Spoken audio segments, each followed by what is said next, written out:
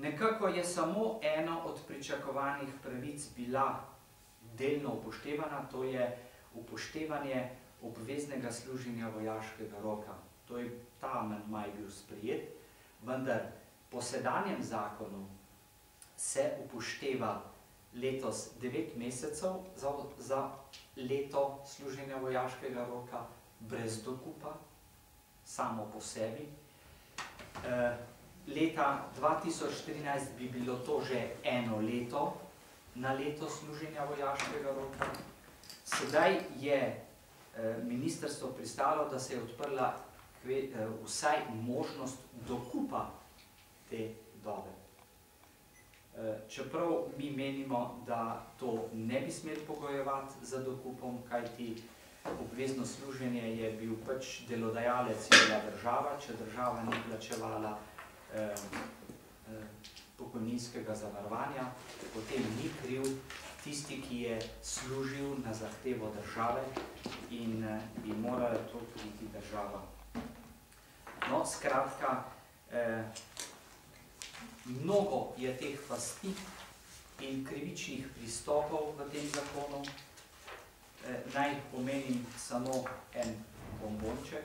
Vi veste, da je zadnje mesece oziroma v drugi polovici letošnjega leta bil strah pred velikim navalom za upokojevanje in seveda to bi pomenilo velik pritisk na sredstva pokojninske blagajne.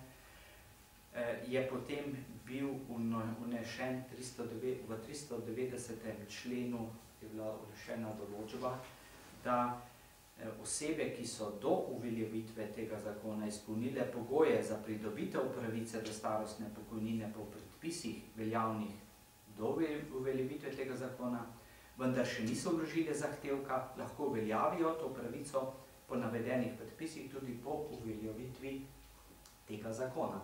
To pomeni, kdor danes ali do konca leta izpolni pogoje, da se upokoji, mu ni treba hiteti, lahko se tudi kasneje upokoji po teh pogojih tega zakona, sedaj veljavnega. Vendar, v drugem odstavku piše in malo kdo je to tako tudi prebral. V drugem odstavku pa piše, vendar se pri tem upoštevajo osnove iz celotnega obdobja. Veste, kaj to pomeni? Ekonomska fakulteta je izračunala, da če se pokojninska osnova z sedanjih 18 let poveča na 34 let, kot je ministrstvo predlagalo, se s tem ipso facto zmanjša pokojnina za 12 do 14%. Ker vi veste, sedaj velja po sedanjem zakonu, da se upošteva osnova iz 18 najbolj ugodnih zaporednih let.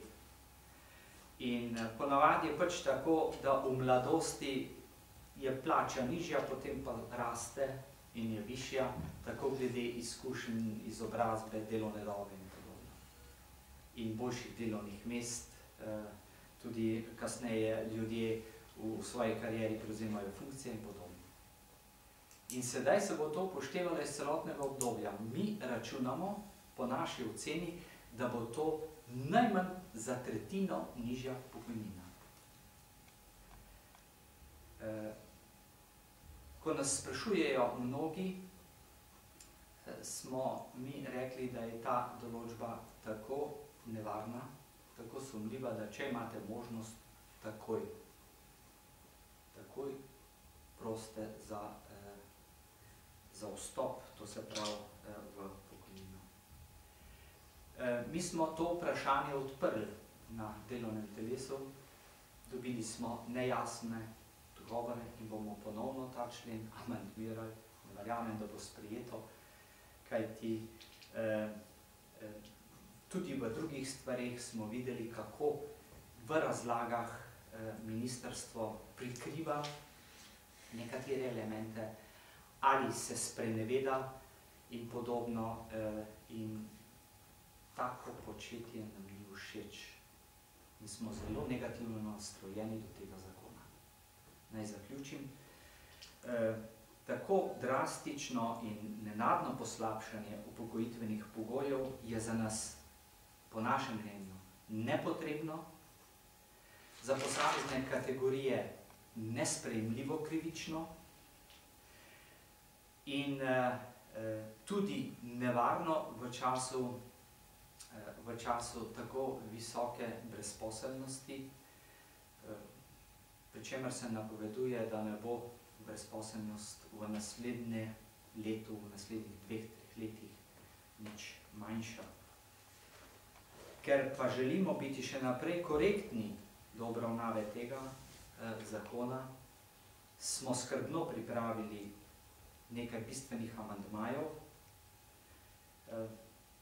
ker pa ne pričakujemo, da bi se sedaj ministrstvo odločilo, da bi podprlo te naše amandmaje, oziroma da bi koalicija podprla te naše amandmaje, potem tudi koalicija ne more pričakovati, da bomo mi zakon podprli.